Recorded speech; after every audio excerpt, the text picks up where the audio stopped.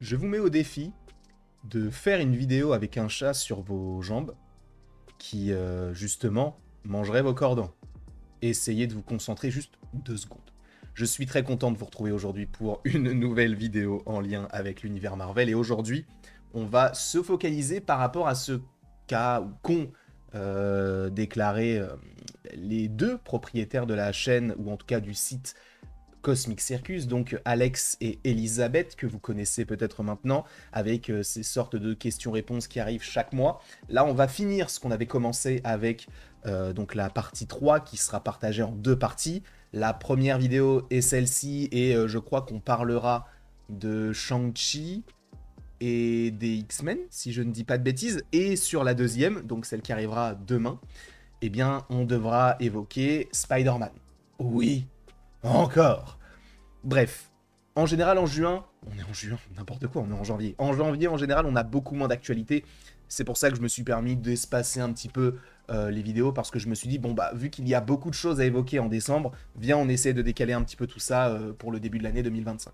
Quoi qu'il en soit, sachez qu'il y aura supposément des spoilers. Donc si vous ne voulez absolument rien savoir, quittez la vidéo dès maintenant, parce que vous risqueriez donc d'être spoilé. Oui, tu as compris. On va directement sur le site de Cosmic Circus que vous aurez en description. Alors vous voyez que l'article est assez long, c'est pour ça que je ne peux pas en faire en une fois. Donc on va d'abord évoquer Shang-Chi, puis cette partie-là, là, toute cette longue partie, on va l'évoquer plus tard, et après on partira sur Thor, sur les X-Men, etc. Voilà un petit peu comment ça va s'organiser. On lit les questions, on lit les réponses, on réagit, on essaye d'interpréter tout ça. As-tu une idée du rôle de Shang-Chi dans le film, ou des personnages avec lesquels il interagira? Sachez à la base que Shang-Chi, il était censé avoir un très grand rôle dans The Kang Dynasty. Le fait est que c'était Destin Daniel Cretton, le réalisateur du premier film Shang-Chi, qui était censé réaliser ce film-là. Il y avait supposément des connexions entre Shang-Chi et Kang d'une manière quelconque, et ça a été abandonné, puisque je vous rappelle que Kang ne fait plus partie actuellement du MCU. Et du coup, ce qu'il dit, c'est que Shang-Chi va faire partie des Avengers formés, et ça c'est très intéressant, par Carol Danvers, Bruce Banner et Wong. Et du coup, ça fait totalement référence à ce qu'il y a dans la scène post-générique de Shang-Chi, puisque je vous rappelle que on a Wong qui vient contacter Shang-Chi et Cathy pour leur demander d'où viennent les anneaux, et on a, via des hologrammes, à la fois Bruce Banner et Carol Danvers. Donc ça pourrait faire sens qu'il y ait cette équipe-là qui se forme, notamment par rapport à ce que nous avons eu du côté du film Shang-Chi.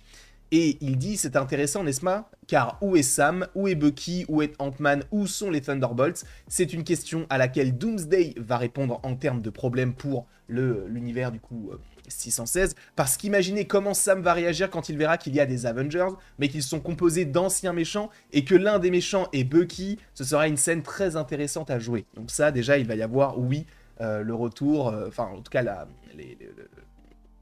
une relation, supposément, en tout cas pas forcément une relation amicale, mais en tout cas au moins un dialogue entre Bucky et Sam, et ça paraît de toute manière logique par rapport à The Falcon and the Winter Soldier.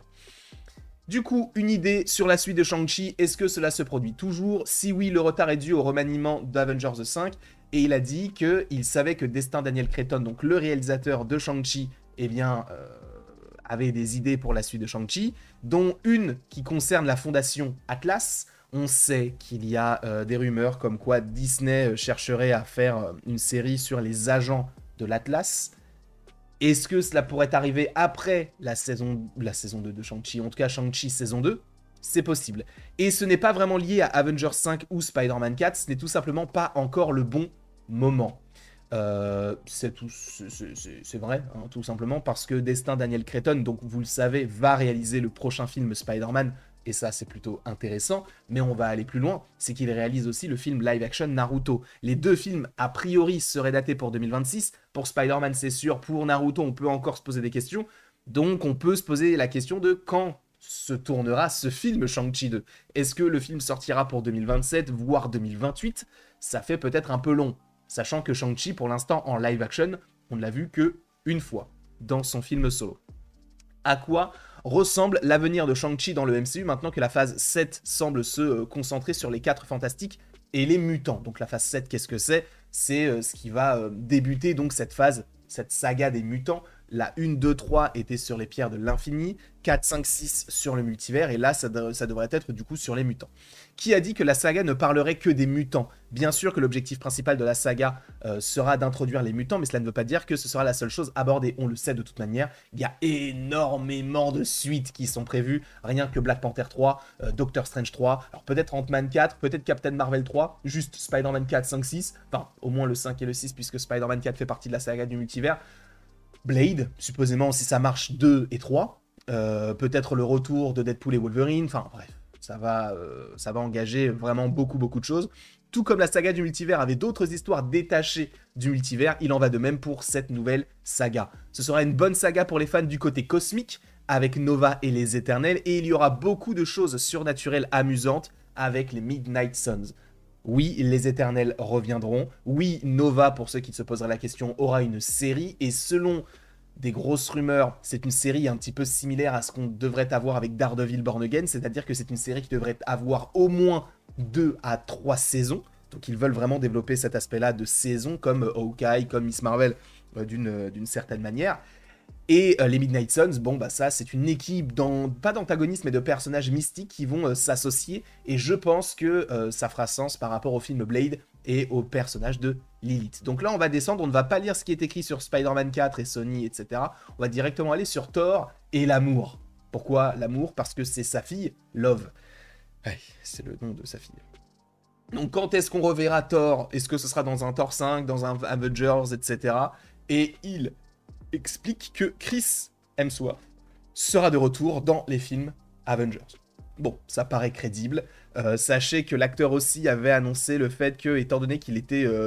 alors, il a des pas des symptômes, mais des gènes qui possiblement pourraient lui donner une maladie. Alors, je ne me souviens plus si c'est Alzheimer ou si c'est une autre maladie.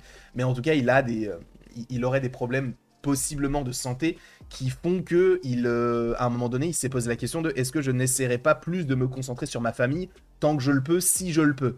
Donc, peut-être qu'on reverra moins Thor ces prochaines années, mais sachez qu'un Thor 5 est bel et bien en préparation, a priori. Donc, ça aussi, on verra. Sur Thor, c'est tout ce qu'on a, juste il reviendra dans les films Avengers. Les X-Men et les mutants, comment seront gérés exactement les nouveaux ajouts à l'univers principal après la réinitialisation du multivers, comme les 4 Fantastiques ou les X-Men ou l'Empire Shi'ar, qu'on avait déjà vu d'ailleurs dans X-Men 97. Je ne peux pas faire de commentaires à ce sujet, je sais juste qu'ils veulent utiliser les Shi'ar dans le MCU, et de toute manière, ça a déjà été le cas encore une fois dans X-Men 97. Donc peut-être que c'était une petite introduction pour ce que nous aurons par la suite avec les mutants. Avez-vous une idée de la liste des X-Men originaux de Fox qui figureront dans Avengers, puisqu'il y en a tellement? A priori, Charles Xavier et Beast en feront partie. J'ai entendu dire que nous aurons également le Gambit de Tatum. En dehors de ça, je ne suis pas sûr à 100%. De toute manière, Charles Xavier, on le savait déjà, et Beast aussi. Si on analyse un petit peu la scène post-générique de The Marvels, Beast est de retour. Le même acteur qui l'interprétait dans les films X-Men, si je ne dis pas de bêtises. Et en plus de ça, il parle de Charles, il dit je vais contacter Charles, etc. Donc on sait que dans l'univers où est Photon, il y a Charles Xavier. Donc, bon, on sait qu'ils seront dedans. Gambit de Tatum, bon, ça avait été teasé dans une petite scène coupée de Deadpool et Wolverine. Et en vrai, je ne serais même pas surpris que le Gambit du côté de Deadpool et Wolverine soit un Gambit possiblement principal. Après, et qu'il puisse rester. Je pense que ce n'est pas impossible. Dans le passé, vous avez évoqué le fait que la chronologie sacrée créée par celui qui demeure, donc He Who Remains, avait supprimé les X-Men et qu'il serait réétabli dans le redémarrage soft post-Secret Wars. Comment cela affectera-t-il les mutants existants tels que Miss Marvel et Namor? Et il précise qu'ils existeront toujours. Là, on va parler des champions et je pense qu'on va terminer là-dessus parce qu'après, ce sont des questions diverses qui ne sont pas forcément trop en lien avec... comment on appelle ça? Avec le MCU. Juste là, il parle de Big Hero 6. Alors sachez que ça, c'est un film Les Nouveaux Héros. Et il a parlé il a entendu dire qu'il testait récemment des idées pour une sorte de suite. Et a priori, en fait, ce serait... Alors c'est bizarre, mais c'est possible parce que My Time to Shine en avait parlé aussi il n'y a pas si longtemps, que Les Nouveaux Héros, donc avec Baymax et tout, donc le film Disney là, sachez que c'est une adaptation d'un comics Marvel.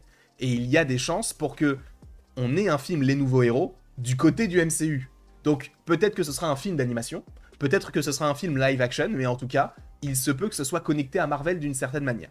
Et du coup, la dernière question, les Young Avengers Champions, avez-vous une idée de ce que l'on entend par Young Avengers Champions dans son ensemble? Est-ce qu'ils s'appelleront vraiment les Champions? Et il a dit, je n'ai pas d'informations à ce sujet, à part qu'ils veulent les présenter comme le prochain visage du MCU, qui finira par porter le flambeau à l'avenir. Je vous avoue que ça me fait un peu peur, parce que pour l'instant, ils n'ont pas forcément une très grande...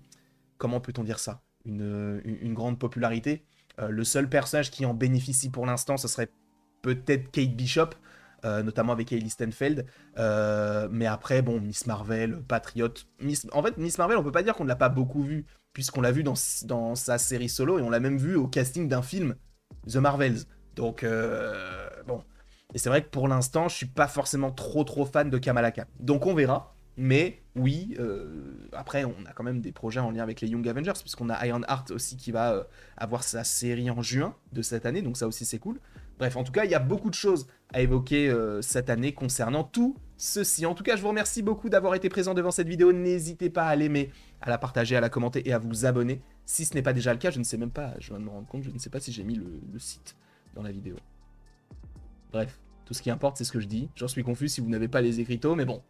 Tant pis, ce sont les aléas du faux direct, entre guillemets. Je vous remercie en tout cas d'avoir été présent, et après tout ceci, il ne me reste plus qu'à vous dire à la prochaine, pour la prochaine. Et n'hésitez pas évidemment à me dire ce que vous pensez de tout cela dans les commentaires, et peut-être que j'ai lu dans le vide pour vous, mais j'ai vraiment lu l'article, hein. Donc ne vous inquiétez pas, tout ce que j'ai dit, c'est... Bah, de toute façon, vous avez l'article en description, donc vous pourrez en juger par vous-même.